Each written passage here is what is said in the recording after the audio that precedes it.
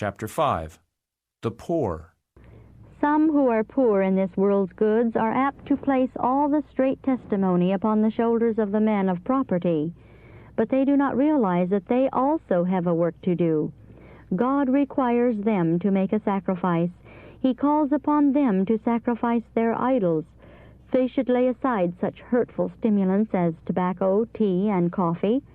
If they are brought into straitened circumstances while exerting themselves to do the best they can, it will be a pleasure for their wealthy brethren to help them out of their trouble. Many lack wise management and economy. They do not weigh matters well and move cautiously.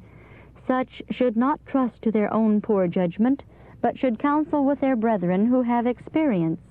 But those who lack economy and good judgment are often unwilling to seek counsel. They generally think that they understand how to conduct their temporal business and are unwilling to follow advice. They make bad moves and suffer in consequence. Their brethren are grieved to see them suffer, and they help them out of difficulty. Their unwise management affects the church. It takes means from the treasury of God which should have been used to advance the cause of present truth.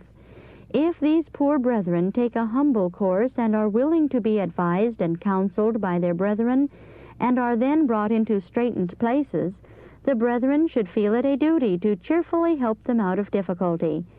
But if they choose their own course and rely upon their own judgment, they should be left to feel the full consequences of their unwise course, and learn by dear experience that in multitude of counselors there is safety. God's people should be subject one to another.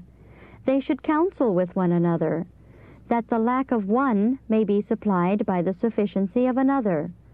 I saw that the stewards of the Lord have no duty to help those persons who persist in using tobacco, tea, and coffee.